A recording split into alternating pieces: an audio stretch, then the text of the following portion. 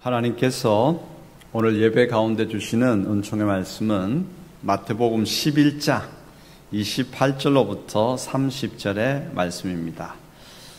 우리 같이 두 번 읽도록 하겠습니다. 수고하고 무거운 짐진 자들아 다 내게로 오라. 내가 너희를 쉬게 하리라.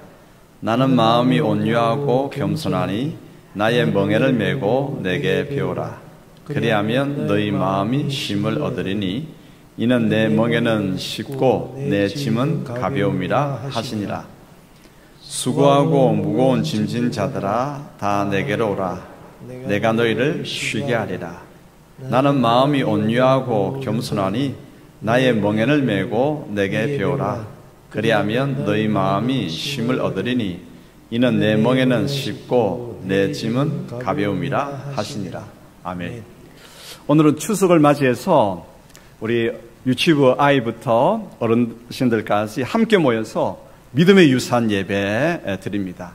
그래서 어른들이 드리는 믿음의 예배를 우리 자녀 세대가 잘 배우고 묵직하면서 감동 있고 그런 예배, 묵직하면서 생명력 있는 그 예배를 보면서 우리도 우리의 생기발랄한 예배 가운데 이러한 묵직함을 심어야 되겠다라고 하는 그러한 믿음을 이어받는, 그래서 믿음의 유산 예배를 오늘 특별한 명절 때나 종교개혁주일이나 교회 창립주일 때 같이 드리죠.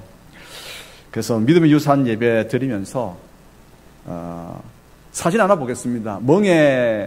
멍에를 맨 소들이 쟁기를 끄는 모습. 그래서 이 멍에라고 하는 것이 힘쓰는 일, 쟁기를 끌기 위해서 소의 목덜미에 도구를 얹어서 이제 힘쓰도록 하는 거죠. 그 목덜미에 얹는 도구가 멍에라고 하지요. 그래서 제가 그 AI한테 명령을 하나 줬습니다. 야, 너 멍에 맨 소를 한번 그려볼래? 두 마리 소가 멍에를 끄는 거 한번 그려볼래? 했더만 뚝딱 저렇게 그려놨어요. 보니까 크게 두 군데가 틀렸습니다. 자, 맞춰보시기 바랍니다. 어디가 틀렸을까요? 송아지인데 뿔이 너무 많이 나왔죠. 근데 반대쪽에는 뿔이 안 보여. 또 한 가지가 뭐가 있습니까? 그렇지요. 쟁기가 뒤쪽에 가야 되는데 앞쪽으로 왔죠. 여러분, 요즘 AI 프로그램 딱 치면요, 이렇게 나옵니다. AI도 잘못할 수 있으니까 너그럽게 봐주시기 바랍니다. 너그럽게 이렇게 봐주십시다. 자, 넘어가 보십시다. 여러분, 퀴즈를 잘 맞추셨으니까. 추석에 모인 식구들에게 요즘 편하지? 라고 물으면 뭐라고 답할 것 같습니까? 아니요, 힘든데요? 라고 말할 것입니다. 모두가 자신이 맡은 일을 하느라 애씁니다. 수고가 많습니다. 힘이 듭니다. 짐이 무겁습니다. 이러한 우리를 향해서 예수님은 어떻게 대하실까? 우리에 대해서 어떻게 대하실까? 우리에게 뭐라고 말씀하실까? 맡은 일을 정말 애쓰고 힘을 쓰는 우리를 향해서 야, 그게 뭐가 힘들어? 라고 말씀하실까? 어떻게 우리를 대하실까? 여기에 초점을 맞추면서 하나님의 음성을 경청하도록 하십시다. 오늘 여러 가지 수고롭고 무거운 짐을 가지고 있는 우리에 대해서 예수님께서 제일 먼저 말씀하십니다. 우리가 수고롭고 무거운 짐을 지고 있다고 하는 것을 예수님께서 인정하시면서 야, 수고가 많구나, 애쓰고 있구나, 그렇게 우리를 인정해 주십니다. 먼저 여러분들 두려워하지 마시기 바랍니다. 예수 믿는 하나님의 백성들은 두려워하면 안 돼요. 두려움은 마귀가 주는 것입니다. 우리는 살았으나 죽었으나 누구의 소유입니까? 예수 그리스도의 소유요, 하나님의 백성이요, 하나님의 자녀입니다. 그러므로 우리가 지금 여기에서나 또 하나님께서 부르시면 또 저 하늘로 가야 되는데 그 땅에서나 하나님은 여전히 우리 아버지시고 우리는 예수 그리스도 십자가 덕분에 뭐라고요? 하나님의 자녀가 됐습니다. 두려워하지 마시기 바랍니다. 자, 옆에 있는 분들하고 이렇게 인사하십시다. 담대하십시다. 담대해야 되죠. 그래서 우리의 죄와 허물과 불충과 모든 불의한 것들을 예수님께서 십자가에 달려 죽으심으로 모든 죄책감을 다 제거해 주셨습니다. 그러므로 평안 누리고 용기를 가지고 살아가야 되죠. 십자가에서 예수님께서 수고하고 무거운 죄의 짐을 다 해결해 주셨기 때문에 근심, 걱정 내려놓고 우리가 평안 가운데서 살아가야 합니다. 이것이 오늘 본문의 말씀이 주는 가장 중요한 주제이거든요. 우리는 이 주제에 대해서 잘 알고 있습니다. 그래서 오늘은 이 주제에 대해서는 조금 내려놓고 이것보다 좀 덜한 부수적인 부분을 한번 다루고자 합니다. 죄의 짐도 있지만 우리가 살아가는 동안 죄의 짐뿐만 아니라 우리 죄의 짐에 대해서는 확실합니다. 믿음을 가지고 예수님께서 다 해결하셨다. 살았으나 죽었으나 우리는 예수 그리스도의 소유이고 하나님의 백성이다. 담대하십시다.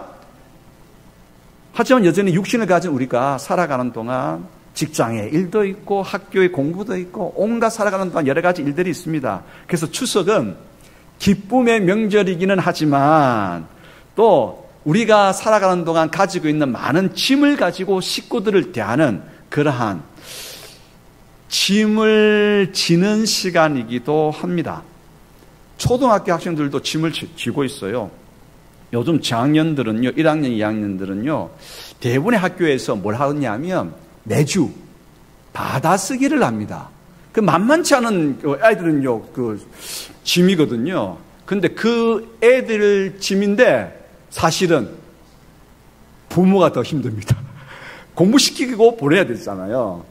또 초등학교 고학년들, 5, 6학년들 되면요, 아이들이 글 읽는 문해력이 떨어지다 보니까 그 문해력에 대한 쪽지 시험을 칩니다.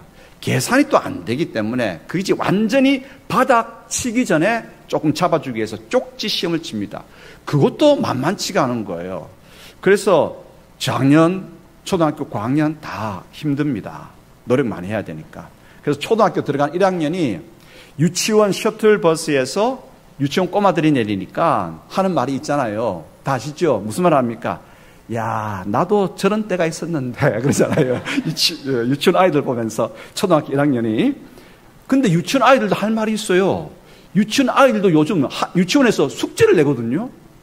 선행 교육을 얼마나 많이 시키는지 유치원 아이들도 숙제가 있으니까 자기들도 힘들다고 하는 거예요. 유치원 아이들도 힘들고 초등학교 아이들도 힘들고 또 추석 명절을 맞아서 어른들은 더 힘들어요. 음식 준비해야 되잖아요. 손님 마저 준비하기 위해서 집 청소 좀 해야 되잖아요. 그리고 손님들 오면 이게 드릴 선물 준비해야 되죠. 그런 짐들. 그러다 보니까 경제적인 부담도 따릅니다. 청년들은 명절이 좀 힘듭니다. 왜냐하면 그냥 어른들께서 이번 명절은 청년들 만나면 여러분 질문하지 마십시오. 직장 갔니? 라고 말하지 마십시오. 결혼했니? 라고 말하지 마십시오. 그 진로, 취업, 결혼에 대한 질문의 압박감 때문에 청년들은 명절이 싫은 것입니다. 묻지 마시고 그냥 기쁘게 이렇게 만나 주시기를 바랍니다. 아이들은요, 낯선 친척들과 만나는 어색함도 있고 또 공부에 대한 앞서 이야기한 것처럼 걱정이 있죠. 노인, 어르신들은요, 이 자신들의 건강이 예전보다 못하면 그 만나는 식구들이 오래간만에 만나서 걱정을 끼칠까봐 걱정을 또 합니다. 그게 짐이죠. 어른들의 짐이고 또 자녀들이 왔는데 사실 자녀들이 얼굴에 살이 붙었어요. 붙었는데 부모님의 생각은 항상 뭡니까? 얘야, 왜 그렇게 얼굴이 반쪽이야? 그죠? 이게 모든 부모들이 가지고 있는 짐이죠. 예. 그렇습니다. 우리 모두는 다 수고합니다. 애쓰고 있습니다. 무거운 짐을 유치원 꼬마들도 다 가지고 있습니다. 그런데 이런 우리를 알아주지 않고 그게 뭐가 힘드냐고 핀잔 주면 안 그래도 힘든데 더 힘들겠죠? 여러분, 이번 추석 명절 때는 이런 말 하지 마십시다. 그 정도 힘든 건 당연하지. 뭐가 힘들다고 그래? 라고 말하지 마십시다. 그게 뭐가 힘들어? 보릿고개를 못 겪어서 그렇지 군대를 안 갔다 와서 그래 라고 말하지 마십시다. 야, 나는 너만한 시절에 서너 배나 더 힘들었어 라고 말하지 마십시다. 그러면 꼰대라고 그럽니다. 여러분, 이번 연휴는 깁니다.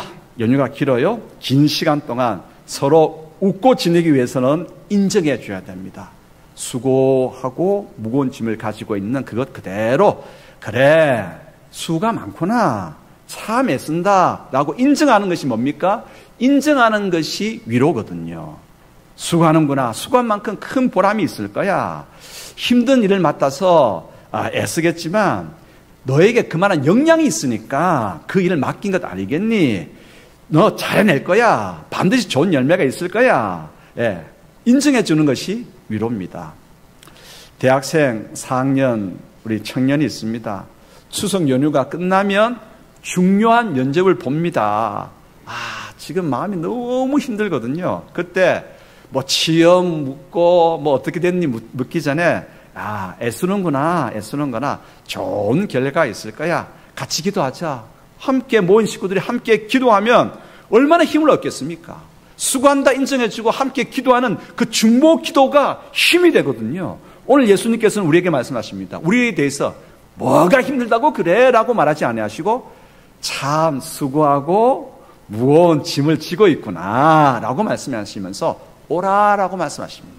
수고한 놈 짐을 지고 있으니까 무거운 짐을 지고 있으니까 나에게 오라라고 말씀하시면서 주님께서 위로와 평강의 말씀을 주시고자 하는 것입니다. 여러분, 인정하는 건요, 인정하는 것은 상대를 기쁘게 만듭니다. 인정하는 말은 평안을 주는 말입니다. 인정하는 말은 힘이 나게 만듭니다. 자, 그러면 옆에 있는 분들하고 서로 힘나고 평안을 누리고 기쁘게 한번 해보십시다. 이렇게 한번 인사하십시다. 수고하십니다. 옆쪽을 보면서도 이렇게 인사하십시다. 애쓰십니다. 여러분, 기분 안 좋습니까? 그죠? 네. 수고하고 애쓰고 하는 것에 대해서 인정했으면 기쁘고 평안 누리고 힘이 납니다. 두 번째입니다. 두 번째 교훈. 주님께서는 우리를 어떻게 또 대하시는가? 온유하고 겸손한 마음으로 우리를 격려하시고 위로하십니다. 온유하고 겸손한 마음 가지는 건 너무 중요합니다. 마음이 온유하고 마음이 겸손하면 어떤 무거운 짐도 수고로운 짐도 새롭게 해석할 수 있는 해석력을 가질 수가 있어요. 새롭게 볼 수 있는 믿음의 눈을 가질 수가 있습니다. 마태복음 11장 29절 읽겠습니다. 나는 마음이 온유하고 겸손하니 나의 멍에를 메고 내게 배우라. 그리하면 너희 마음이 쉼을 얻으리니. 아멘. 예, 온유하고 겸손해야 돼요. 그래야 모든 힘듦, 모든 수고와 짐을 어떻게 해요? 새롭게 해석할 수 있습니다. 짐은 원래 무거워야 하는 겁니다. 그래서 짐입니다. 그렇지 않습니까? 그런데 짐을 무겁다라고만 생각해서는 안 됩니다. 온유하게 되면 마음이 겸손하면 그 무거운 짐을 새롭게 해석할 수가 있어요. 한번 어떻게 새롭게 해석되는가 조금 이따가 보십시다. 그런데 온유하지 않냐고 마음이 딱딱하고 교만하면 화내기 쉽고 불평불만하기 쉽습니다. 낙심하기 쉽습니다. 누군가 나에게 식사를 하나 대접했는데 그 식사가 딱 단촐하게 기본적인 딱 밥상을 내놓았어. 그러면은 어떻게 하겠습니까? 야, 내가 누군지 알고 이렇게 대접해 하면서 화를 내기 쉽겠죠. 예, 불평하게 되겠죠. 짐이 무겁다고 한다면 너무 무거워. 아예 그냥 짐을 지려고 생각하지도 않을 것입니다. 마음이 여러분 딱딱하고 마음이 교만하면요 이렇습니다. 하지만 그래서 온유하고 겸손해야 합니다. 온유하고 겸손하면 어떻다고요? 새롭게 해석할 수가 있는 것이죠. 아무리 많은 짐이 있고 무거운 짐이 있더라도 나에게 이 짐을 질 수 있는 체력과 건강이 있으니까 감사하다 이렇게 새롭게 해석이 되는 겁니다. 또한 내가 이 짐을 잘 옮길 수 있다고 여기니까 나에게 이 짐을 맡기는구나 고마운 거죠.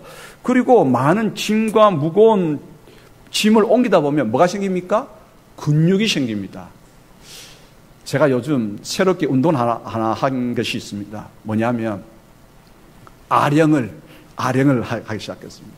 가벼운 거 계속 이렇게 하다 보니까 하고 나니까요 왠지 모르게 여기에 알통이 생기는 것 같아. 네. 목사님 그게 근육이라고 하십니까? 다들 그런 눈빛으로 보시는데 여러분 하다 보면 무거운 짐, 많은 짐 옮기다 보니까 뭐예요? 근형적인 근육도 생기고 이처럼 경제적으로 어려울 때 일을 열심히 하다 보면 계속해서 일거리가 우리에게 주어져요. 일거리 걱정이 없겠지요. 그래서 나에게 주어지는 짐은 무거운 게 당연합니다. 짐은 무거울 수밖에 없죠. 어려운 것이 당연합니다. 하지만 마음이 온유하고 겸손하면 그 짐에 대한 해석이 달라집니다. 바라보는 것이 달라집니다. 어떻게 대처하느냐? 방법이 달라집니다. 똑같은 일과 환경 속에서라도 그러므로 온유하고 겸손해야 됩니다. 제가 오늘 예언 하나 하겠습니다. 반드시 이 예언이 이루어집니다. 잘 들으십시오. 이 예언이 뭐냐? 오늘 분명하게 어김없이 밤은 옵니다. 이 목사님 속았어요 라고 했죠. 여러분, 어김없이 밤은 옵니다. 하지만 여러분, 제가 거짓말 했습니까? 어김없이 밤은 옵니다. 이 밤이라고 하는 것, 질병의 밤입니다. 좌절의 밤입니다. 가난의 밤입니다. 참 감당하기 힘든 침의 밤이 옵니다. 수많은 어둠의 밤이 옵니다. 하지만 여러분, 이거 아십니까? 밤이 오지 아니하면 그 초롱초롱하고 참으로 밝은 그 영롱한 별을 볼 수 없다고 하는 사실 아십니까? 지금 밖에 나가면 별이 떠 있습니다. 떠 있지만 보지 못합니다. 왜요? 너무 대낮 밝기 때문에 그렇습니다. 어두워야 별은 보입니다. 여러분, 아프지 않고 피는 꽃은 없습니다. 누가 그러더라고요. 꽃이 필 때는 인간이 몸살을 앓듯 아프게 핀다라고. 짐이라고 하는 거 그렇습니다. 처음에는 이 짐이 무겁다라고만 생각했습니다. 내 마음이 온유하고 내 마음이 겸손하니까 이 짐이 이제는 짐이지 않습니다. 짐이지 않습니다. 겨울에 무거운 그 아픔을 뚫고 나오는 참 아름다움이로구나. 예. 어두움의 밤이기 때문에 내가 저 아름다운 별을 볼 수 있구나. 그렇습니다. 밤을 새롭게 해석하고 짐을 새롭게 해석할 수 있는 것이죠.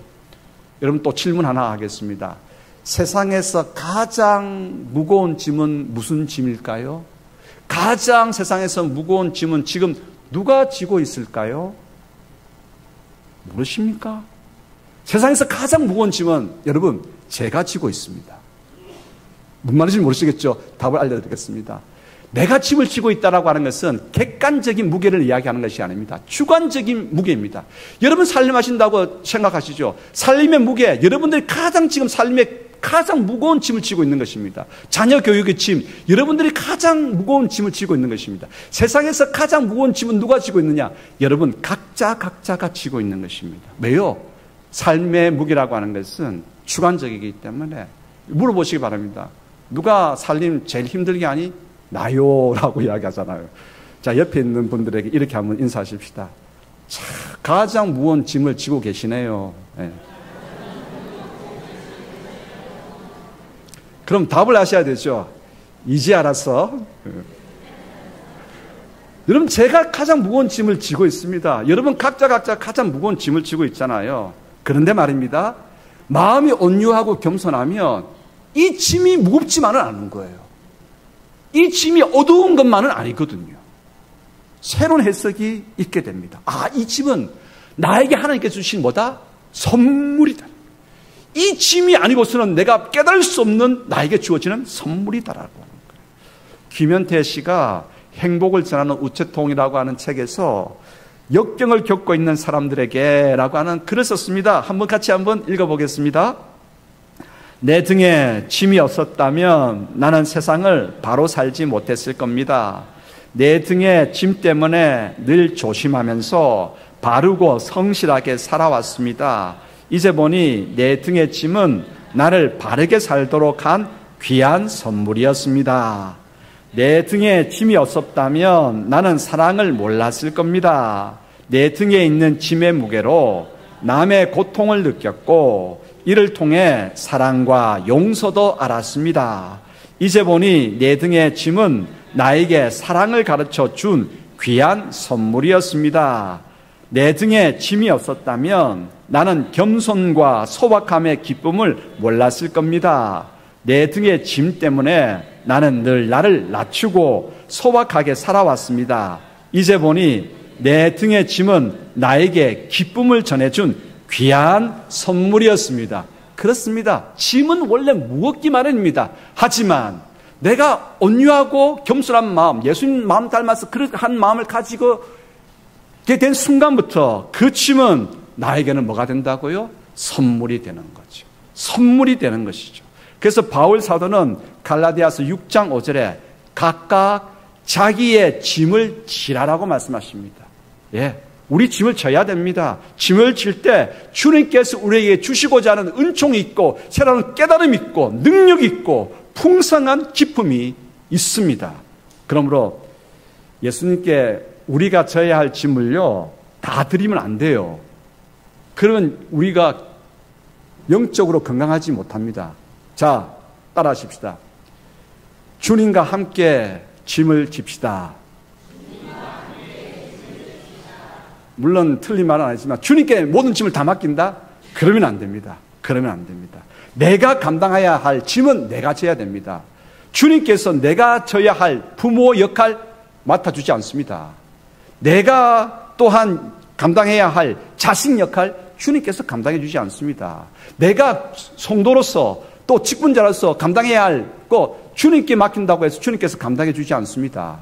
주님께서 내 짐을 함께 져주시면서 감당할 힘을 주시고 감당할 지혜를 주시고 감당할 능력을 주시죠. 그러므로 이걸 내가 잘 감당할 수 있을까? 염려와 걱정은 주님께 맡겨드리고 내가 져야 할 짐, 내가 지면서 어떻게 나아가십시다. 그 짐을 져야만이 깨닫는 지혜가 있고 깨닫는 기쁨이 있습니다. 선물입니다. 선물입니다. 여러분, 자식이라고 하는 짐이 참 무겁잖아요. 자식이라는 짐이 절대 여러분 이 말 하시면 안 됩니다. 내가 책을 왜 낳아가지고 그 말 하면 안 됩니다. 그 자식이 얼마나 큰 기쁨이 될지 어떻게 압니까? 농사라고 하는 것, 인생의 농사라고 하는 것, 하나님께서 나에게 주신 자식이 가장 귀한 잘한 농사입니다. 맞습니다. 해보시기 바랍니다. 내가 낳은 자식이 가장 귀한 인생의 농사입니다. 아멘이시요. 그렇지요. 자식이라고 하는 짐이 여러분 감당하셔야 됩니다. 자식이라고 하는 짐을 내가 어깨에 걸머쥐는 순간 부모의 사랑을 알아가기 시작합니다. 그 짐이 그렇게 무겁기 때문에 아버지 이미 하늘나라에 가 계셔. 그런데 아버지 보고 싶고 어머니 보고 싶고 아버지 어머니 부르는데 눈물이 핑 돌아요.